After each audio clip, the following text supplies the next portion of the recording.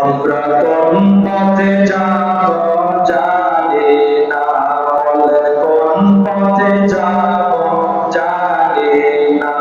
আমরা মদিনার রাস্তা চিনি না, আমার মুর্শিদ চেনে ঠিকানা, আমার মুর্শিদ চেনে ঠিকানা। আমরা যাব সোনার মদিনা।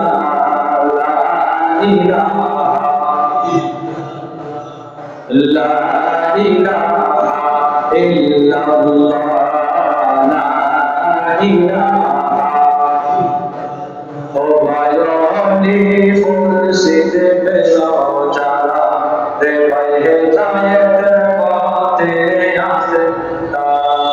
ও ভাই সূরাতুল কাহফ খুলে দেখো না, ভাই সূরাতুল কাহফ খুলে দেখো না ভাই, শত বড় আয়াতে কারিমা। লা ইলাহা ইল্লাল্লাহ, লা ইলাহা লা ইলাহা। ও ভাই আসমানের মালিক যে আল্লাহ, রে ভাই জমিনের মালিক সে আল্লাহ। আমার হায়াতের মালিক যে আল্লাহ, ভাই হায়াতের মালিক যে আল্লাহ, ভাই মওতের মালিক সে আল্লাহ। লা ইলাহা লা ইলাহা লা ইলাহা ইল্লাল্লাহ, লা ইলাহা ইল্লাল্লাহ, লা ইলাহা ইল্লাল্লাহ, লা ইলাহা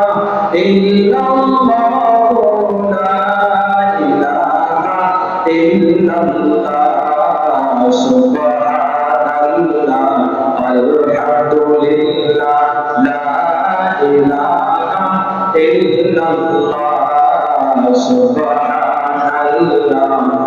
আলহামদুলিল্লাহ, লা ইলাহা ইল্লাল্লাহ, লা ইলাহা ইল্লাল্লাহ, লা ইলাহা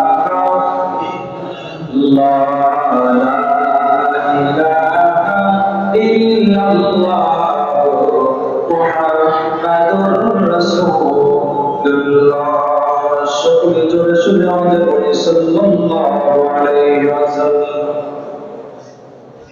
আলহামদুলিল্লাহ, সকল প্রশংসা মহান আল্লাহ রাব্বুল আলামিনের দরবারে, যে মহান মালিক আমাদের সকলকে সুস্থতার সাথে খায়ের তাইয়্যিবা দান করে মহান ওলি খাজা হাজী গাজী শাহ সুফি হযরত আব্দুর রহমান চিশতি রাহমাতুল্লাহি আলাইহি ওনার দরবারে মাজার শরীফকে ওলি আল্লাহর রওজাকে সামনে রেখে আমাদের সকলকে একত্রিত হওয়ার তৌফিক যে মহান আল্লাহ দিয়েছেন, তেনার দরবারে আমরা সকলে শুকরিয়া আদায় করি আলহামদুলিল্লাহ। লক্ষ কোটি দরুদ সালাম সরওয়ারে কায়নাত সাইয়্যিদুল মুরসালিন শাফিউল মুজতাহিদিন মুহাম্মদুর রাসূলুল্লাহ। সকলে জবান খুলে পড়ি সাল্লাল্লাহু আলাইহি ওয়াসাল্লাম। আলহামদুলিল্লাহ, আজকের ঐতিহ্যবাহী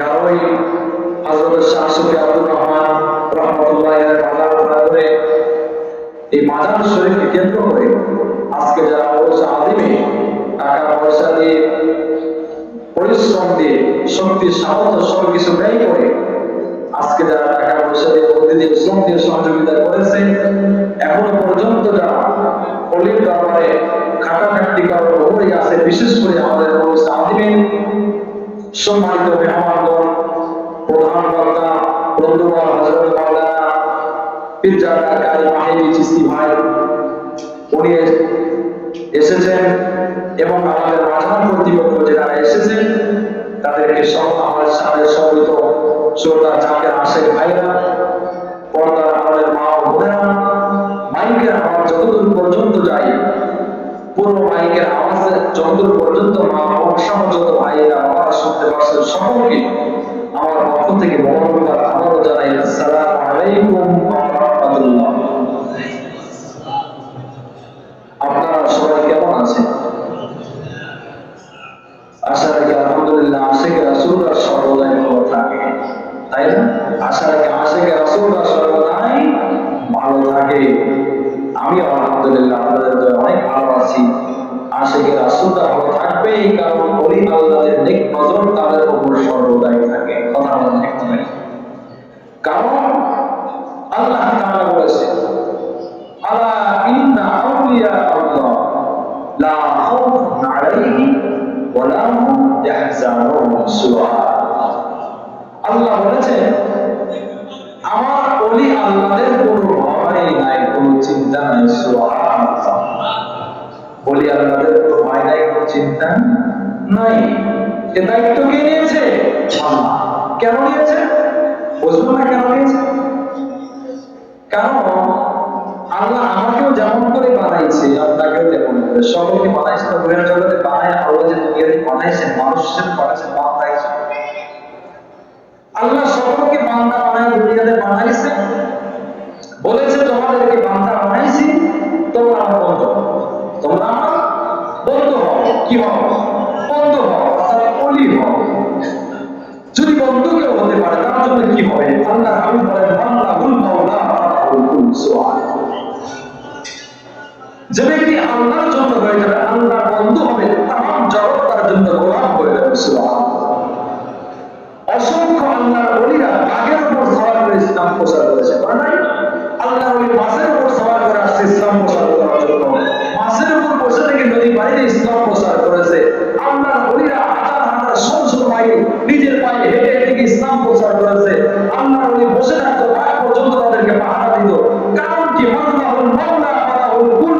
কারণ তারা আল্লাহর হয়ে গিয়েছে, কারণ জগৎ তার জন্য গোলাম হয়ে গেছে। সুবহানাল্লাহ। তাই আল্লাহর ওলিদের গোলাম হয়েছে, তার জগৎ সৃষ্টি করে প্রাণীরা পর্যন্ত তাদের গোলাম হয়। এই গোলাম কি আমার হতে পারে না?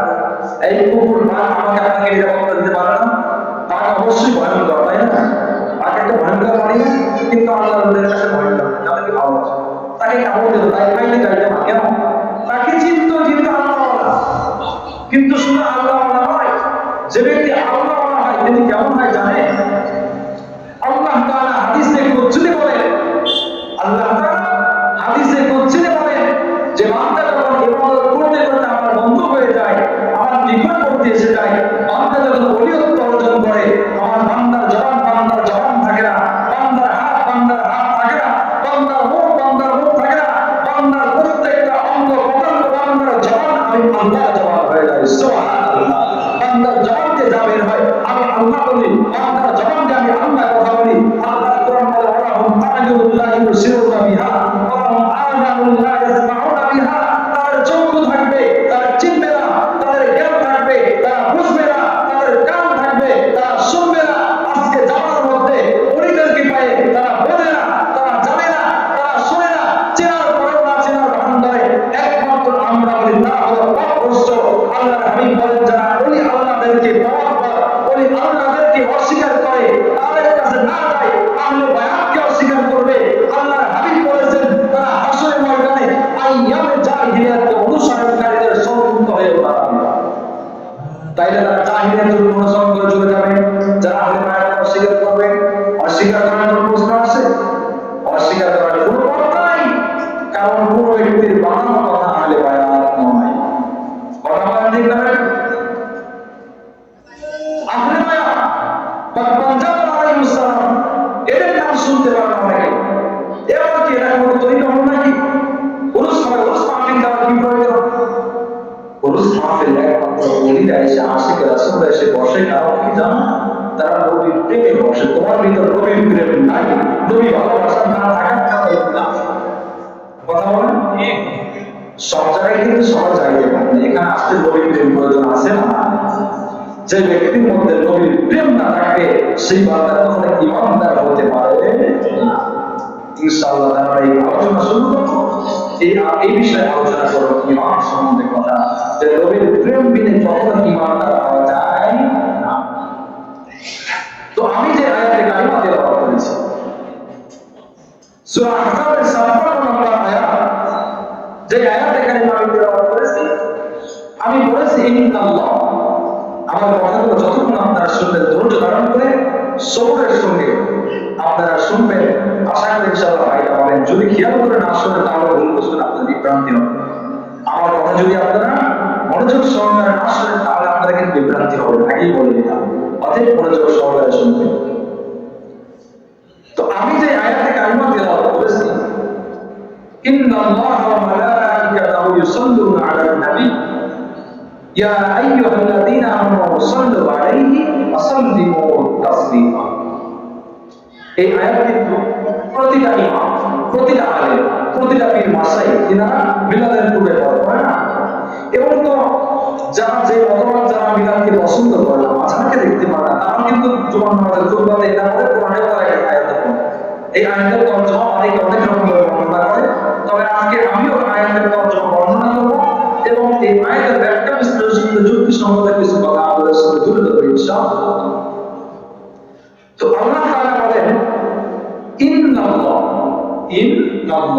ইন্নাল্লাহ নিশ্চয় আমি আল্লাহ, ওয়া মালাইকাতাহু এবং ফেরেশতাগণ, অর্থাৎ সকল ফেরেশতা সৃষ্টি করে যত ফেরেশতা, সকল ফেরেশতাগণ ইউসাল্লুনা আলান নবী, আমার নবীর সাথে দরুদ পড়ে। সুবহানাল্লাহ। আল্লাহ বলেন আমি এবং আমার সকল ফেরেশতারা নবীর সাথে দরুদ পড়ে। আল্লাহ বলেন আমি আমার সকল ফেরেশতারা নবীর সাথে দরুদ পড়ে। ইয়া আইয়ুহাল্লাযীনা আমানু, ঈমানদারগণেরা, সাল্লু আলাইহি ওয়া সাল্লিমু তাসলিমা, তোমরা আমার নবীর সাথে দরুদ ও সালাম প্রেরণ করো। সুবহানাল্লাহ। এইবার বলেন তো, আল্লাহ বলেছে আমি দরুদ পড়ছি, আমার ফেরেশতা পড়ছে, বান্দা করো। এখন আমরা যে নামাজ পড়ি, যে 5 ওয়াক্ত নামাজ আমরা পড়ি, শরীয়তের বিধান, আল্লাহর পক্ষ থেকে হুকুম, রাসূলের হাদিস অনুযায়ী আমরা 5 ওয়াক্ত সালাত আদায় করি না? আল্লাহ তাআলা যে কোরআনে বলল যে আমি আল্লাহ দরুদ পড়ছি, ফেরেশতা পড়ছে, বান্দা তোমরাও পড়ো। আল্লাহ কোরআনে কোথাও কিন্তু এমন বলে নাই আমি আল্লাহ নামাজ পড়েছি, আমার ফেরেশতা নামাজ পড়েছে, বান্দা তোমরাও। আল্লাহ এই কথা কোরআনে কোথাও বলে নাই। তবে 5 ওয়াক্ত নামাজের নির্দেশ, এজন্য আমরা 5 ওয়াক্ত নামাজ পড়ি। তাইলে যে নামাজ শুধু আল্লাহ আমাকে আপনাকে পড়ার হুকুম করলো, আমরা যে 5 ওয়াক্ত নামাজ পড়ি, আর যেই দরুদ আল্লাহ বলছে, ফেরেশতা বলছে, বান্দাকে পড়ার নির্দেশ করছে, তাইলে এই দরুদের মর্যাদা কত বেশি, বুঝতে পারছেন না? তাইলে কত বেশি? এই জন্য আশিকা রাসূলরা বারবার দরুদ সালাম প্রেরণ করে। কথা বলেন ঠিক না বেঠিক? তাহলে আমরা দরুদ সালাম প্রেরণ করব, এটার জন্য কোনো সময় নির্ধারণ করা নাই। আমাদের 5 ওয়াক্ত সময় নির্ধারণ করা, আমরা 5 ওয়াক্ত নামাজ আদায় করি, কিন্তু দরুদের জন্য কোনো সময় নির্ধারণ করা নাই। বান্দা যখন যত মন চাইবে, যখন যেখানে মন চাইবে, যখন যত খুশি বান্দা যত চাইবে করবে, এতে কোনো বাধ্যতা নাই। আর যারা দরুদ সালামে বাধা দিতে আসে তারা কোনো আশিকে রাসূল হতে পারে না। কথা বলেন ঠিক? যদিও তাদের মাথার মধ্যে জুব্বা থাকে, যদিও মাথার মধ্যে পাগড়ি থাকে, দাড়ি থাকে, যদিও জুব্বা থাকে, যে ব্যক্তি মিলাদের বিরোধিতা করে, মাঝারের বিরোধিতা করে, পবিত্র অনুষ্ঠানের দরুদ সালামের বিরোধিতা করে, তারা আশিকে রাসূল হতে পারে না, কখনো হতে পারে না। এরপর আসেন আল্লাহ নবী বলেন মান সাল্লা আলাইহি ওয়া মালাইকাতাহু সাল্লাল্লাহু আলাইহি ওয়াসাল্লাম, যেই বান্দা একবার দরুদ সালাম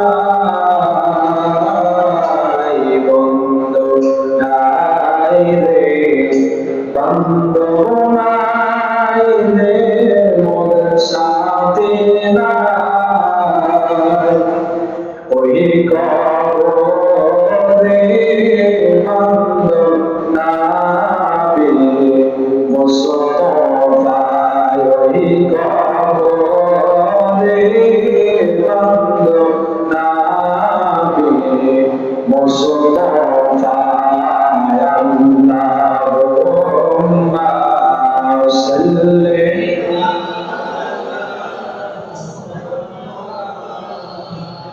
وعلى آل سيدنا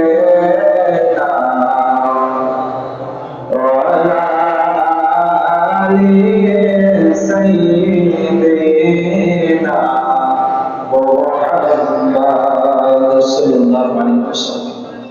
আশিক রাসূল আছে প্রেম পায় যেখানে, ভালোবাসা পায় যেখানে, মহব্বত পায় যেখানে, আমার আল্লাহ যেখানে, রাসূল সেখানে। কথা বলে ঠিক না ভাই? আল্লাহ যেখানে, রাসূল সেখানে। আল্লাহ বলে লা ইলাহা ইল্লাল্লাহ, আমার রব্বুর নাম হলো মুহাম্মাদুর রাসূলুল্লাহ। সুবহানাল্লাহ। আল্লাহ নিজের নামে 12টা অক্ষর, বন্ধুর নামে 12টা অক্ষর। কত সুন্দর মিলাইছেন, নামের সাথে নাম মিলাইলে দেখা চাইয়া কার হাতে কত সুন্দর আল্লাহ নাম মিলাইছেন, লা ইলাহা ইল্লাল্লাহ মুহাম্মাদুর রাসূলুল্লাহ। আল্লাহ যেখানে, নবী সেখানে। আল্লাহ ভালোবাসার কথা যেখানে, নবী ভালোবাসার কথা সেখানে। আল্লাহর আনুগত্যের কথা যেখানে, রাসূলের আনুগত্যের কথা সেখানে। যেখানে আল্লাহকে পাওয়ার জন্য আমাকে যেই পথে যেতে হবে, আল্লাহ বলেন আমাকে পাওয়ার আগে আমার রাসূলকে পাবো। শুধু কি তাই, আল্লাহ বলেন না, আমার কাছে তওবা করার পূর্বে আমার রাসূলের কাছে তওবা করতে হবে। তাই না? আল্লাহ যেখানে, রাসূল সেখানে। আল্লাহ এবং রাসূল তাদের প্রেম কতটুকু। ফুল যেখানে ঘ্রাণ সেখানে, আমাদের ঠিক কিনা বেঠিক? ফুল যেখানে ঘ্রাণ সেখানে ঘ্রাণ একরকম, ফুল দেখতে আরেক রকম। ফুল দেখা যায়, ঘ্রাণ কখনো দেখা যায় না। নবী দেখা যায়, আল্লাহ দেখা যায় না। নবীকে দেখা যায়, আল্লাহকে দেখা যায়। কিন্তু নবী যেখানে, আল্লাহ সেখানে। নবী যেখানে, আল্লাহ সেখানে। আল্লাহ যেখানে, নবী সেখানে। নবী যেখানে, রাসূল যেখানে, আশিকে রাসূলরা সেখানে। নবীর প্রেম যেখানে, আশিকে রাসূল সেখানে। আল্লাহ হলেন রব্বুল আলামিন, নবী হলেন রাহমাতাল লিল আলামিন। সুবহানাল্লাহ। আল্লাহ হলেন রব্বুল আলামিন, নবী হলেন রাহমাতাল লিল আলামিন। আল্লাহ হলেন ওয়া মা আরসালনাকা ইল্লা রাহমাতাল লিল আলামিন। আমি আল্লাহ আমার হাবিবকে দুনিয়ার মধ্যে প্রেরণ করেছি সকলের জন্য রহমত হিসেবে। সুবহানাল্লাহ। সকলের জন্য রহমত। নবীর দোহাই দিয়ে কোথায় যাইবা? নবীর নাম বিক্রি করে খাইবা? দোহাই দিয়ে কোথায় যাইবা? ইন্নাল উলামা ওয়ারাসাতুল আম্বিয়া। সহিহ হাদিস। উলামাগণ হলো নবীর ওয়ারিস। উলামাগণ।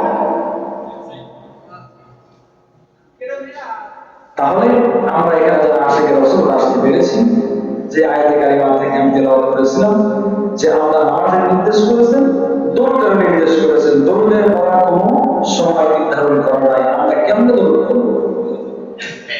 আল্লাহর একজন নবী হযরত সিদ্দিক রাহমাতুল্লাহি আলাইহি, তিনি মক্কায় হজের মৌসুমে মধ্যে চলে গেলেন, হজ করার জন্য গিয়েছেন। কাবার দিকে দৃষ্টি করলেন। আল্লাহ নবী কাবার দিকে তাকিয়ে দেখেন একজন যুবক তওয়াফ করতেছে। যেখানে সকল হাজীগুলো তওয়াফ করে, হাজীগুলোর মুখের মধ্যে একটা আওয়াজ শোনা যায়, লাব্বাইক আল্লাহুম্মা লাব্বাইক লা শারীকা লাক লাব্বাইক। সকল হাজীগণ লাব্বাইক আল্লাহুম্মা লাব্বাইক বলে, কিন্তু কাবার দিকে তাকায় দেখা যায় একজন যুবক কাবার গিলাফ ধরে দাঁড়ায়, তিনি লাব্বাইক আল্লাহুম্মা লাব্বাইক এইটা বলে না, এই শব্দটা বলে না। আল্লাহ জবানের দিকে তাকাইলাম, জবানের দিকে তাকায় চিন্তা করলাম, আল্লাহ লাব্বাইক আল্লাহুম্মা লাব্বাইক বলে না, তাহলে আমি তার কাছে যাব, গিয়ে তাকে জিজ্ঞেস করবো, আল্লাহ বান্দা সকলে যেমন এই কিতাবে আছে, তুমি কেন লাব্বাইক আল্লাহুম্মা লাব্বাইক বললা কি বলো? আল্লাহ বান্দার কাছে গিয়ে আল্লাহ নিজের কামটা দিলেন। দেখে আল্লাহ বান্দা এত সুন্দর করে তার সুরে সুরে দরুদ সালাম পাঠ করে, সাল্লাল্লাহু আলাইহি ওয়াসাল্লাম, সাল্লাল্লাহু আলাইহি ওয়াসাল্লাম, সাল্লাল্লাহু আলাইহি ওয়াসাল্লাম। সুবহানাল্লাহ। আল্লাহ জিজ্ঞাসা করে, এই ভাই আল্লাহর বান্দা, সকল মানুষ লাব্বাইক আল্লাহুম্মা লাব্বাইক বলে তুমি কি বলো? ও আল্লাহর বান্দা, আপনি যখন প্রশ্ন করেছেন আপনাকে বলতেই হয় আমি তো লাব্বাইক আল্লাহুম্মা লাব্বাইক বলি না, আমি তো দরুদের প্রেমে পড়েছি। সুবহানাল্লাহ। আমি তো দরুদের প্রেমে পড়েছি, দরুদ পড়ি। কেমন করে তুমি দরুদের প্রেমে পড়লা? কেন তুমি দরুদ পড়ো আমাকে? আল্লাহ বান্দা তাহলে বিস্তারিত যদি শুনতে চান তাহলে আমার একটু অতীতে যেতে হবে। আমি আমার বাবাকে সহ নিয়ে এই আমাদের মৌসুমে হজ করার জন্য বিশাল একটা কাফেলায় মক্কার দিকে রওনা হলাম। ইরাকের বিশাল গভীর মধ্যে আসলাম। আসার পর হঠাৎ করে রাত্রি যখন গভীর হয়ে যায়, আমার বাবা অসুস্থ হয়ে পড়ল। কাফেলার লোকেরা আমাকে বলল, তোমার বাবা যেহেতু অসুস্থ হয়ে পড়েছে, তাহলে শোনো, তুমি তোমার বাবাকে এখানে অবস্থান করে যাও, রাত্রি শেষ হলে তুমি তোমার গন্তব্য বাড়ির দিকে ফিরে যাইবা। এই বছরটা আমি যদি হজের জন্য চলে যাইবা। এই কথা বলে সেখান থেকে কাফেলার সকলকে আমাকে রেখে চলে আসলো। আমি চিন্তার মধ্যে পড়ে গেলাম, আমার বাবা অসুস্থ হয়ে পড়লো, আমি একা একা কি করবো এখানে। হঠাৎ করে দেখতে দেখতে রাত্রি যখন গভীর হয়ে যায়, বাবা অবস্থা যদি করুণ হয়ে যায়, আমি চিন্তার মধ্যে পড়ে যাই। একসময় তাকে দেখি আমার বাবা হঠাৎ করে সেখানে মৃত্যুবরণ করলো। আমার বাবা সেখানে মৃত্যুবরণ করলো। আমি চিন্তার মধ্যে পড়ে গেলাম, এবং অবস্থায় মরণ প্রান্তে আমার বাবা মারা গেল। এখন আমি কার কাছে যাবো, কাকে রাখবো, কার থেকে সহযোগিতা নিব? এই মরুভূমির মধ্যে আমি এখানে ঘুরে কাকে পাবো, কার কাছে যাবো? চিন্তা করতে করতে হঠাৎ রাত্রি শেষ হয়ে গেল, ভোরবেলা হয়ে গেল, কিন্তু কেমন যেন আল্লাহর কুদরত। ভোর করে চতুর্দিকে তাকায় তাকায় দেখি যে মরুভূমির মধ্যে কোনো গাছপালা নাই, কোনো মানুষ নাই, কোনো বসত ভিটা, কোনো বাড়িঘর কিচ্ছু নাই, শুধু মরুভূমি আর মরুভূমি, একদম ফাঁকা জায়গা দেখা যায়। এই মরুভূমির চতুর্দিক থেকে হাজার হাজার শত শত মানুষ শুধু শুধু আমার দিকে আসতেছে। সুবহানাল্লাহ। আমি আশ্চর্য হয়ে গেলাম, কেমন কথা! আমি তো চিন্তা করতে পড়ে গিয়েছিলাম যে কেমন হলো। এই তো দেখি কতগুলো মানুষ আমার দিকে গিয়েছে, না কেন আসে, কোথায় যায়? আল্লাহ বান্দারা কেমন লাগলো, শোনো, তোমরা শোনো, এখানে তোমরা জানে এসেছো, তোমরা কেন এসেছো? তোমাদেরকে এই জায়গার মধ্যে কে বানাইলো? আমার বাবা মারা গেছে, আমি তো চিন্তার মধ্যে পড়ে গিয়েছিলাম, আমার বাবা ইন্তেকাল করলো, তোমাদেরকে কে বানাইলো? তারা আসমান থেকে গাইবি আওয়াজ আসলো, হে ইরাকের সকল লোকেরা, তোমরা যদি তাদের গুনাহকে ঝরাইতে চাও, তোমরা যদি জান্নাতি মেহমানকে যদি দেখতে চাও, জান্নাতি মানুষকে যদি দেখতে চাও, তোমাদের জীবনের গুনাহগুলোকে যদি ঝরাইতে চাও, যদি জান্নাতি মেহমানকে দেখতে চাও, তাহলে ইরাকের ওই কোন প্রান্তরে গিয়ে দেখো আমার এক জান্নাতি বান্দা সেখানে পড়েছে। ওই বান্দার জবানের দিকে যদি তাকাও, বান্দার চেহারার দিকে যদি তাকাও, তাহলে তোমাদের জীবনের সবটা গুনাহ মাফ হয়ে যাবে। সুবহানাল্লাহ। জান্নাতি বান্দাকে দেখার জন্য তোমরা চলে যাও। আল্লাহ বান্দার সবাই চলে আসছে। এইবার আমি তো কাউকে ডাকি নাই, আমি তো এই চিন্তা করতে ছিলাম, তাহলে আমার বাবাকে দেখার জন্য সবাই চলে আসবে। এইবার যখন চিন্তা করে তার বাবা মৃত্যুবরণ করেছে, শুধু মৃত্যুবরণই করে নাই, তেনার বাবা মৃত্যুবরণ করার পরে তেনার চেহারাটা কেমন যেন একটা বিকৃত অন্যরকম হয়ে গেছে। যেইটা দেখে তিনি ভয় পেয়ে গিয়েছেন, আমার বাবার চেহারা এমন হয়ে গেল কেন? আল্লাহ হাবিব মুহাম্মদ সাল্লাল্লাহু আলাইহি ওয়াসাল্লাম ফেরেশতাদের নির্দেশ করলেন, হে ফেরেশতারা, আমার বান্দা প্রতিদিন আমার নামে দরুদ সালাত পড়াইতো, আমার কাছে হাজির করতা, কিন্তু আজকে কেমন যেন হয়ে গেল, রাত্রি শেষ হয়ে গেল, কতটা দরুদ এখন আমার কেন কাছে আসলো না? আমি কেন এখন পর্যন্ত দরুদ সালাম পেলাম না? আল্লাহ নবীকে ফেরেশতারা বলে, ইয়া রাসূলুল্লাহ, ইয়া হাবিবাল্লাহ, আপনার যেই বান্দা আপনার প্রতি প্রতিদিন দরুদ সালাম পড়াইতো, নবী গো, সে দরুদ সালাম পড়াইবে কি আপনার সেই আশিক দোষ গত রাতে মৃত্যুবরণ করেছে? সুমৃত্যুবরণ করে, ইয়া রাসূলুল্লাহ, ইয়া হাবিবাল্লাহ, তেনার চেহারা কেমন যেন বিকৃত হয়ে গেছে।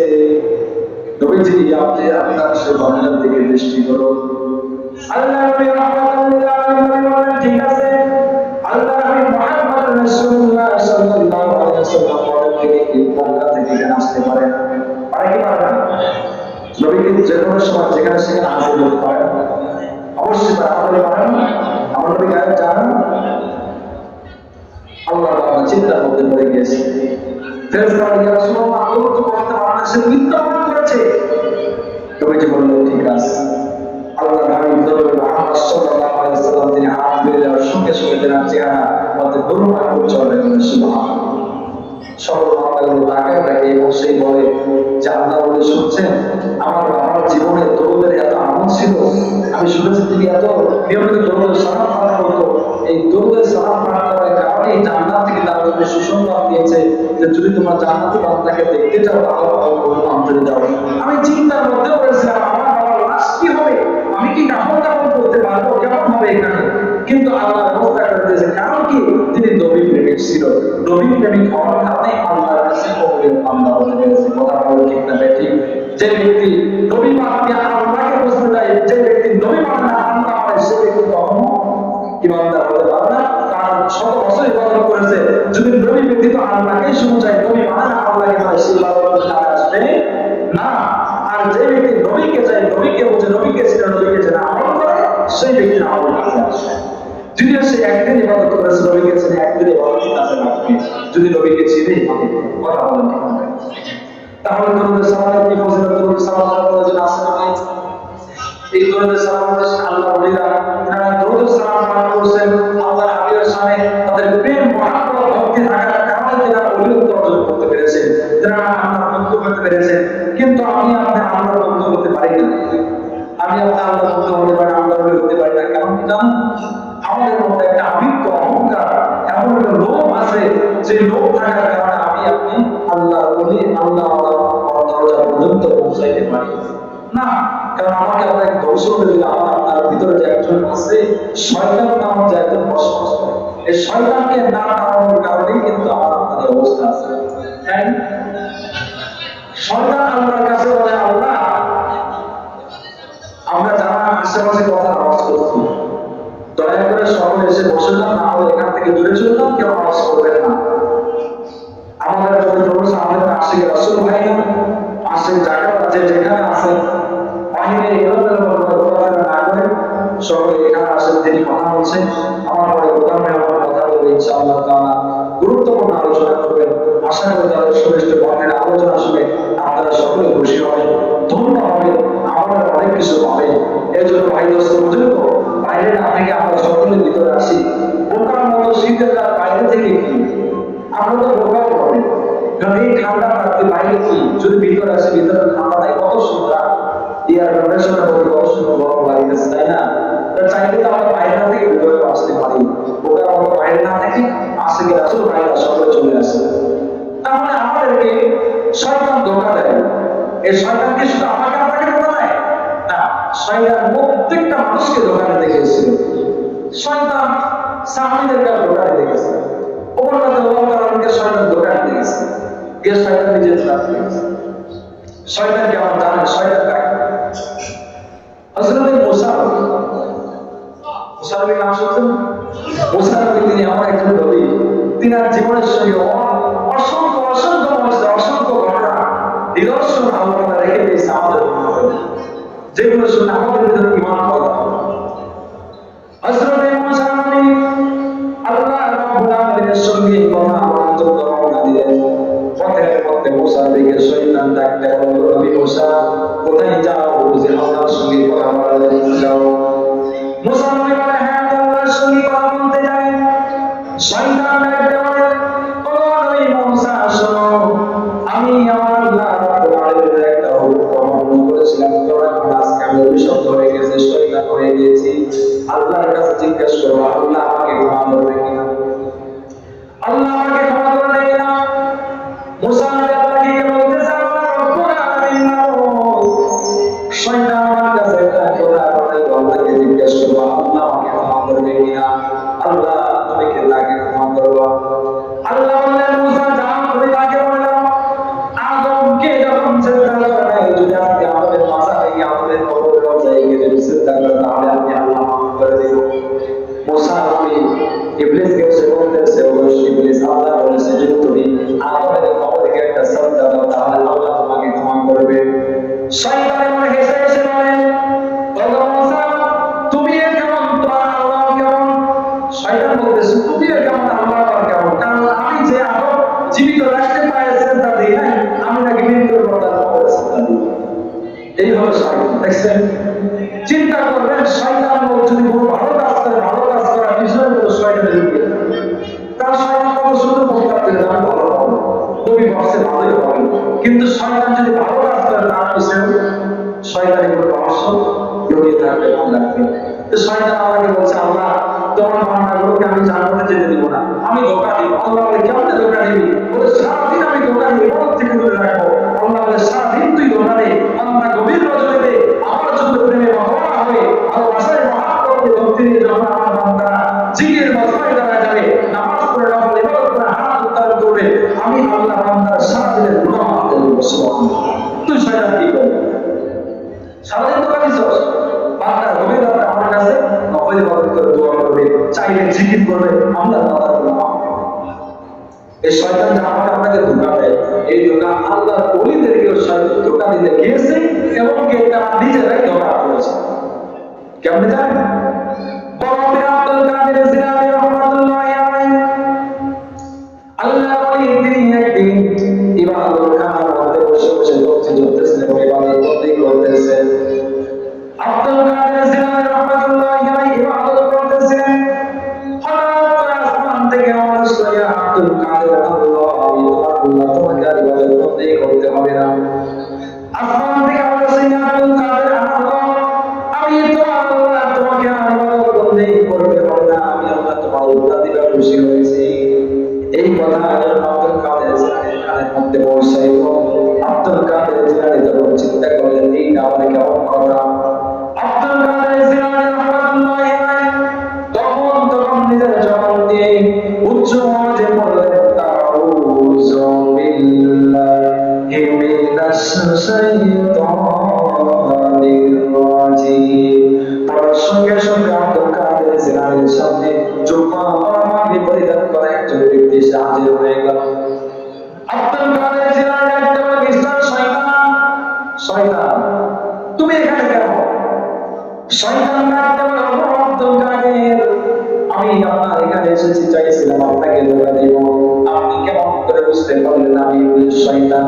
আব্দুল কাদের জিলানী ডাকতে বলে, আমি চিন্তা করলাম আমার পরিচয় হবে কায়না সাইয়্যিদুল মুরসালিন শাফিউল মুজতামিন খাতামুন নবিয়্যিন রাহমাতুল লিল আলামিন নবী, যে নবীকে আল্লাহ উদ্দেশ্য করতে না হবে, তোমাকে আল্লাহ করতে ইবাদত করতে হবে না, তোমাকে জিকির করতে হবে না, তোমাকে নামাজ পড়তে হবে না, তোমাকে তসবিহ করতে হবে না, তোমার উপর আমি আল্লাহ খুশি হয়েছি। কথা কখনো আমার আল্লাহ আমার হাবিবকে বলে নাই, তাহলে যেখানে নবীকে বলে নাই আমি আব্দুল কাদের কেমন কথা কি বলতে পারে? নিশ্চয় এইটা কোনো শয়তান নিয়ে চক্র হতে পারে। এই জন্য আমি চিন্তা করলাম শয়তানকে হাসিল করার দোয়াটা আমি করে দেই। তাহলে আব্দুল কাদের জিলানীকে শয়তান ধোঁকা দিতে গিয়েছিল, গিয়ে শয়তান নিজেই ধোঁকা বসে পড়ে গেছে। কথা বলেন ঠিক না ঠিক? তাহলে শয়তান নিজেই ধোঁকা পড়ে গেল। এমন করে যে শয়তান আমাকে আপনাকে ধোঁকা দেয়, আমি আপনি কি করি? বাড়ি আমার, গাড়ি আমার, টাকা আমার, ধন সম্পদ সব আমার করে করে নিজের ভিতরে অহংকার এত পয়দা করেছি, নফসকে এত নষ্ট করে ফেলেছি, আজকে নিজের নফসের ভিতরে গুনাহ করতে করতে কলমকে এত পরিচয় বেড়ে ফেলেছি যে ইবাদত আর ভালো লাগে না, জিকির ভালো লাগে না।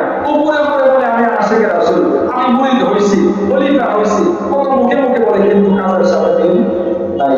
কত আশিক রাসূল কত জায়গায় বাইরে ঘুরতেছে, তাদের কি মনে যায় তারা কি এগুলো আসছে? এই আশিক রাসূল ভাইরা যারা বাইরে এগুলো দোকানে যারা চাকরি করেছে, বায়াত গ্রহণ করেছে, ওই দিন তবির হাতে হাতে বায়াত গ্রহণ করেছিল, শিরকছে, কুফরছে, কি বলছে, তারা সকল প্রকার গুনাহ থেকে আমি তওবা করলাম, আজকের পর থেকে এমন গুনাহ আর করব না, সর্বদা ইবাদতে মশগুল থাকবো এবং পীরের হুকুম মেনে চলবো। ওলির দরবারে এসে যারা ওলির দরবারে বসতে পারে নিশ্চয় হতভাগা, নিশ্চয় হতভাগা, কারণ ওলির দরবারে এসেও তারা ওলিদেরকে ফাঁকি দিতে চায়, ওলিদেরকে ফাঁকি দিবার দিয়ে নিজের বাড়ির মধ্যে ক্ষমতা হয়, কারণ ওলিরা কখনো ফাঁকি দিয়ে ভয় না, বরং আল্লাহ বলেছেন আউলিয়া আল্লাহ লা খাউফুন আলাইহিম ওয়া লা হুম ইয়াহজানুন, তাদেরকে তাদের কোনো ভয় নাই, চিন্তা নাই, তাদের কোনো ভয় নাই, চিন্তা নাই, দায়িত্ব নিয়েছে আমার আল্লাহ। তাই আমার দায়িত্ব কে নিবে? ওলি হবে না, ওলি হয়ে গেলে মেলায় উঠবে, রাস্তায় উঠবে না। যাই হোক, আমি আবার বলছি, আপনারা বাইরে এলোমেলো করতেছে, অতি সুন্দর এসে বসে যান। এখানে রাসূল আল্লাহর শান আর আলোচনা হচ্ছে। এখানে আসলে আপনারা অনেক কিছু বুঝতে পারবেন, অনেক কিছু শিখতে পারবেন। এখানে আসছে আমরা একটা কারণ, সেটা হলো ইসলাম হওয়ার জন্য, তাই না? পীর ধরেছে কেন? ইসলাম হওয়ার জন্য, সংশোধন হওয়ার জন্য। কি সংশোধন হওয়া?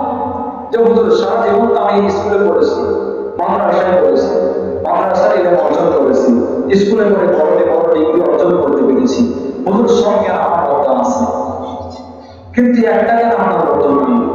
সেই জ্ঞানটা হলো ইলমে মারিফাত। ইলমে মারিফাত। আমি সারা জীবন বই পড়েছি, কিতাব পড়েছি, কোরআন মুখস্থ করেছি, কিন্তু হাকিকত বুঝতে পারি না। এই হাকিকত বোঝার জন্য আসতে হবে একটা অলির দরকার। কথা বলেন ঠিক না? আমি আপনাদের শরীয়তকে অর্জন করতে পেরেছি, শরীয়তকে অর্জন করার জন্য আসতে হবে অলির দরবারে, মানবকে অর্জন করার জন্য আসতে হবে অলির দরবারে। আল্লাহ অলির দরবারে নবীদেরকেও নিয়েছেন, তাহলে আমরা আপনি কেন যাবো? অলির দরবারে আসা কত জরুরি, কারণ অলির কাছে আল্লাহ তাআলা তো নবীকেও নিয়েছেন। মুসা নবীকে আল্লাহ খিজির আলাইহিস সালামের কাছে নিয়েছেন না? তাকে নিয়েছেন অলির কাছে। কারণ কি বলতে হবে? মারিফাত একটা গোপন জ্ঞানটা অর্জন করার জন্য তাকে নিয়ে গিয়েছিলেন। তাহলে আমি আমাদের কেমন আসবো? এলমে মারিফাত তাসাউফ অর্জন করার জন্য ওলির কাছে আসবো। এই জন্য যারা এসেছি বাইরে না থেকে এখানে এসে বসে যায়, আমরা আজকে মাহফিল থেকে আশা করি কিছু অর্জন করতে পারবো ইনশাআল্লাহ। এই যারা ওলি হয়েছে, ওলি আল্লাহর কাছে নাম আছে না? কেমন নাম আছে জানেন? একজন আল্লাহর ওলির কারণে আল্লাহ রাব্বুল আলামিন বলেছেন, কোন ওলির কারণে আল্লাহ তাআলা বান্দার কবর আযাব 3 দিনের জন্য বন্ধ করে দেন। সুবহানাল্লাহ। আবার কোন ওলির কারণে আল্লাহ তাআলা কবর আযাব 7 দিনের জন্য বন্ধ করে দেন। কোন ওলির বরকতের কারণে আল্লাহ কবর আযাব 40 দিনের জন্য বন্ধ করে দেন। সুবহানাল্লাহ। এইরকম একদিন হযরত মুজাদ্দিদ আল-ফিসানি রাহমাতুল্লাহ তিনি একটা কবরের পাশে দাঁড়ানো করতেছেন। হযরত মুজাদ্দিদ আল-ফিসানি রাহমাতুল্লাহ আলাইহি একদিন একটা কবরের পাশে দাঁড়ানো হলেন। মুজাদ্দিদ আল-ফিসানি রাহমাতুল্লাহ আলাইহি কবরের পাশে যাচ্ছিলেন, হঠাৎ করে যাইতে শুনলেন, নিজের চক্ষু দুটো বন্ধ করলেন, কবরের পাশে দাঁড়ায় গেলেন। কবরের মধ্যে আযাব হয়ে গেছে। মুজাদ্দিদ আল-ফিসানি বুঝতে পারলেন। আচ্ছা বলেন তো, আল্লাহর ওলিরা বুঝতে পারে কিনা? বুঝতে পারে না। নবীদের কাছে আসলো ওহী, আল্লাহর ওলিদের কাছে আসে ইলহাম। ওহী নিয়ে আসতো জিবরাইল, ইলহাম পাঠায় আমার আল্লাহ সুবহানাল্লাহ। ওলিরা কি বুঝতে পারে না? আমাদের দরবারে আমি দরবারের কাছে পৌঁছার জন্য বললাম, তাই আমাদের দরবারে সব থাকে হাজার শামসুল হুদা। নাম শুনছেন আপনারা? অনেকে হয়তো শুনছেন। হাজার শামসুল হুদা চিশতি রাহমাতুল্লাহ আলাইহি তিনি একদিন কাশীপুরে এই পথ থেকে নদী পার হন। তখনকার সময় আমি ইতিহাস শুনেছি, আমি তো দেখিনি, শুনেছি আরবি ভাষায় থেকে। তো হুজুর যখন যমুনা পানি দিবেন, এই ভক্তর বাড়িতে একটা মাহফিল করতেছে। হঠাৎ করে হুজুরের কাছে ওপর থেকে চিঠি আসলো, হুজুর যদি আগামীকাল আমাদের বাড়িতে আপনি বিরাট পানি দেন, তো হুজুরকে নদী পানি করতে হবে। হুজুর আমার চিঠি ব্যাক করলেন, তাহলে তো আমরা ওপর থেকে 3-4 জন লোক এসে আমাকে তোমরা নিয়ে যাও। 3 জন লোক আসলেন। আসতে 3 জনের ভিতরে একজন ব্যক্তি ছিল, তেনার ভিতরে কিছু লোক ছিল, আমৃত্য ছিল। লোকটা হলো কি, তখন নাকি তরমুজের আবাদ আমাদের যমুনা আসলে শুনেছি। তো তরমুজের আবাদ হয়েছে, এখন ওই ব্যক্তি চিন্তা করতেছেন যদি বাগান থেকে একটা তরমুজ খাইতে পারতাম। 3 জন ব্যক্তি, 2 জন বলছে ভাই এটা খাস না, ওর কাছে যাচ্ছে দোকানে যাচ্ছে। তখন সে বলছে কি, সেখান থেকে একটা তরমুজ উঠাইছে এবং সে খেয়ে ফেলছে। আর 2 জন ব্যক্তি তরমুজ খায় না, তাকে মানা করছিল, তাও খাস করে না। আসলে হুজুরের দরবারে হাজার শামসুল হুদা তিনি তাদেরকে নিয়ে নৌকার মধ্যে যখন উঠলেন, 2 জন ব্যক্তি বলছেন একজন ব্যক্তি উঠতে পারছে না, একজন ব্যক্তি উঠতে পারে না। কেন উঠতে পারে না? হয়তো আমাকে একটু উঠতে পারো, পানি ভয় পায়, ভয় পায় উঠতে পারে না। হুজুর বলেন উঠতে পারে না। পাশ থেকে 2 জন দাঁড়িয়ে বলে কেন? পাশ থেকে 2 জন বলতেছে হুজুর কেন উঠতে পারবে না? হুজুর বলে উঠতে পারে। কেন? বলেন আমি ওখানে ছিলাম, তাতে কি আমি কি বুঝতে পারি না? আমার মনে কোথায় কি করে? কি করে আমি কি বুঝতে পারি না? আমি কি খেয়াল রাখতে পারি না? একজন বীর কি সাধারণ কেউ? এই একজন বীর সাধারণ কেউ? আর সাধারণ কেউ বীর হতে পারে? হতে পারে না। একজন বীর তো সেই, আল্লাহ বলেছেন ইবাইউনাকা ইন্নামা ইবাইউনা ইয়াদুল্লাহি ফাওকা আইদিহিম। তোমরা তার হাতে বিকৃত হয়ে যাও। তাহার হাত শুধু তাহার হাত নয়, কারণ তার হাতের উপরই হলো আমি আল্লাহর রহমতের হাত। সুবহানাল্লাহ। তাহলে বীরের হাতের সঙ্গে কার হাত থাকে? আল্লাহর হাত। আল্লাহর ওলি একজন বীর, তিনার জবাব থাকে না, আল্লাহর জবাব থাকে। সুবহানাল্লাহ। প্রথম ঈদে হাদিসটা বলে আলোচনা শুরু করেছে। তা আল্লাহ ওলি বলতেছেন ও করতে পারবে না। দুজন জেনে বলতেছে হুজুর কেন? কারণ সে তো অন্যায় করেছে, কারণ সে আজকে আমাদের বাগান থেকে তোমার চুরি করে নিয়েছে। আল্লাহ বুঝতে পারছে, এই জন্য সে এই অপরাধ করতে পারবে। আর যতক্ষণ না পর্যন্ত সে ক্ষমা চাইবে, যতক্ষণ না পর্যন্ত সে তওবা করবে, ততক্ষণ পর্যন্ত সে আমার এখানে আসতে পারবে না। এইবার যদি তওবা করতে যাই, তওবা করার বিধান কি? হক বুঝে, যার হক বুঝে তার কাছে তওবা। আপনি অন্যায় করেছেন, ভাই ক্ষমা চান আল্লাহর কাছে, আল্লাহ ক্ষমা করবে? এই ভাই বলেন না কথা, ক্ষমা করেছেন, অন্যায় করেছেন, ভাই ক্ষমা চান আল্লাহর কাছে। আল্লাহ বলে আল্লাহর কাছে ক্ষমা চাও। বান্দা যদি ক্ষমা করে তাইলে আমি আল্লাহ তোমাকে ক্ষমা করব, আর বান্দা যদি ক্ষমা না করে তাইলে আমার কিছু করার নাই। কারণ আমি আল্লাহ চাইলে আমার সাথে দুর্গার বিচার করতে আমি আল্লাহ করতেও পারি, না পারে সেটা আমি আল্লাহর কথা। কিন্তু যখন তোমার ভাইয়ের কাছে অন্যায় করেছো, সেটা তার কাছে করতে। এই জন্য হক বুঝে যার কাছে ক্ষমা চাওয়া। যদি আমার জীবনে, আমাদের জীবনে কখনো কারো কাছে অন্যায় করে থাকে, তার থেকে ক্ষমা চাবো। তার থেকে ক্ষমা না আছে আল্লাহর কাছে শুধু তওবা করে ক্ষমা চাই যাবো। কারণ সে যদি ক্ষমা না করে আল্লাহ ক্ষমা করতে পারে, আমরা এই জন্য আগে যে যেখানে অন্যায় করেছি তাদের কাছে ক্ষমা চাবো। হাতটা সামনে ওঠা হয়, তাকে আগে তার কাছে ক্ষমা চাইতে হবে, তার কাছে প্রতিশ্রুতি দিয়ে আমার অপরাধ করতে হবে। এই হলো আল্লাহ জীবন। আল্লাহ বুঝতে পারলাম, এবং অসংখ্য আল্লাহ জীবনে আছে। বরফের হুজুর অসংখ্য জীবনে আছে। তিনি অসংখ্য জীবনে বর্ণনা করেছেন, গুরুত্বের পরে তিনি বুঝতে পারলেন, গরিবরা বিপদে পড়তে তিনি উদ্ধার করতেন। সুবহানাল্লাহ।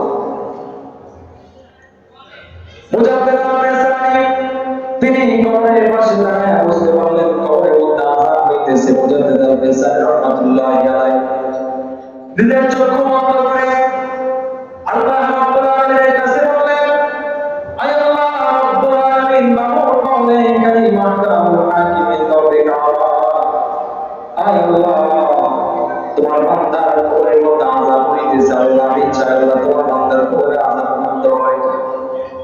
আল্লাহ তো হাদিসের মধ্যে বলেছে, আল্লাহ যখন কোন বান্দা, কোন আল্লাহর ওলি, আল্লাহর বন্ধু কবরে পাশ দিয়ে যায়, আল্লাহর বন্ধুর বরকতের কারণে কবরে আযাব 4 দিনের জন্য, 3 দিনের জন্য, 7 দিনের জন্য, 40 দিনের জন্য পর্যন্ত বন্ধ হয়ে যায়। এই কারণে মুজাদ্দেদ আল-বেসারি কবরের পাশে দাঁড়িয়ে একবার ফাতিহা শরীফ পাঠ করলেন। ফাতিহা শরীফ পাঠ করে নিজের চোখ দুইটা বন্ধ করে মুরাকাবায় বসে আল্লাহর কাছে অন্তরের চোখ অন্তর দিয়ে কান্না করে আল্লাহকে ডাকতে বলে, আল্লাহ রাব্বুল আলামিন, প্রভু আল্লাহ তোমার কাছে চাই, আল্লাহ তোমার বান্দার কবরে আযাব মাফ করে দাও। আল্লাহর কাছে কান্না করতেছে, হঠাৎ করে তিনি বুঝতে পারলেন কবরে আযাব বন্ধ হয়ে গেছে। সুবহানাল্লাহ। আল্লাহকে ডাকতে বলে, আল্লাহ রাব্বুল আলামিন, বাবু তোমার বান্দার কবরে আযাব এই হইতেছিল, হয়ে গেল। আল্লাহ যদি আমার দোয়া কবুল হয়েছে নাকি, কোন কারণে তুমি ক্ষমা করলা? আল্লাহ বলেন, শোনো, কোন বান্দার কবরে 7 দিন 40 দিনের জন্য বন্ধ হয়, কিন্তু তুমি যারা মুজাদ্দেদ তুমি এমন ভাবে আমার কাছে চেয়েছো, তুমি এমন একটা আমল আমার কাছে করেছো, এমন একটা গুরুত্বপূর্ণ ইবাদত করেছো আমার দরবারে, আমি আল্লাহ রাব্বুল আলামিন 3 দিন নয়, 4 দিন নয়, 7 দিন নয়, 40 দিন নয়, আজ থেকে নিয়ে কিয়ামত পর্যন্ত আমার বান্দার কবরে আযাব মাফ করে দিলাম। সুবহানাল্লাহ। এটা হলো ওলিদের বরকত। তাই এই জায়গায়, এই জমিনের মধ্যে আল্লাহর ওলি শুয়ে আছে, এখানে বরকত নাই, রহমত নাই? অবশ্যই আল্লাহর রহমত আছে। কারণ হলো আল্লাহর ওলিরা বিদায় নিয়েছে, 1600 বছর চলে গেছে, 800 বছর, 1800 বছর, 1200 বছর চলে গেছে, কিন্তু আল্লাহর ওলিদের মান, তাদের আকর্ষণ, তাদের সম্মান কিন্তু বিন্দু পরিমাণ কমে নাই। কমেছে? হযরত শাহজাহান, শাহজাহান, শাহজাহান, শাহজাহান এদের মান কমেছে? এদের কিন্তু একটু মান কমে নেই, বরং দিন যত যাচ্ছে তাদের মান ততই বেড়ে যাচ্ছে, তারা ততই প্রচার হচ্ছে, তাদের দিকে মানুষ ততই আকর্ষণ হচ্ছে। ঠিক না? কারণ কি? তারা আল্লাহর ওলি ছিল। একজন আল্লাহর ওলির কারণে শত শত হাজার হাজার মানুষ নিজেকে পাচ্ছে। আজকে এখানে এই মাজার শরীফে, উরুস শরীফে এসে অসংখ্য মানুষ খাবার খাবে, অসংখ্য মানুষ খাবার খাবে। খাবারগুলো কি কোনো ব্যক্তি একটা পাবে না? দিয়েছে? বিশ্বের তো অনেক বড় বড় ধর্মীয় শিল্প লোকেরা মৃত্যুবরণ করেছে, তাদের এখানে এমন হয় শত শত হাজার হাজার মানুষ এমন খাবার পায়? পায় না। কিন্তু শাহজালালের বাজারে গিয়ে দেখে দিনের পর দিন, বেলার পর বেলা, শত শত বছর চলে যাচ্ছে, কতগুলো পাগল কমে না, বরং দিন যত যায় ততই পাগল বাড়ে। তবুও পাগলদের খাবার কোথায় থেকে তৈরি হয়? আমার উপর আল্লাহই পাবে। এরপর তাদের আকর্ষণ কখনো কমে না। মানুষ কথাই বলে, যদি মানুষ মারা যায় মানুষের হাঁটছে দেখে। এই যে আল্লাহ বলে চলে গিয়েছে সামনে একটা মাজার শরীফ, মাজার শরীফ, এখানেই কত মানুষ আছে, হাজার হাজার মানুষ আসছে, ভালোবেসে টাকা দিচ্ছে, দান করছে। কার জন্য? তারা যারা এখানে আসে, ভাইরা আসবে, জাকের ভাইরা আসবে, একত্রিত একসাথে সময় পাবে, তারা এটা যারা সবাই পাবে। একজন অলির কারণে শুধু একটা গ্রাম নয়, একটা দেশ নয়, প্রতিটা দেশের যতগুলো অলি আছে, একজন অলির কারণে পুরো দেশ পর্যন্ত শান্তি থাকে।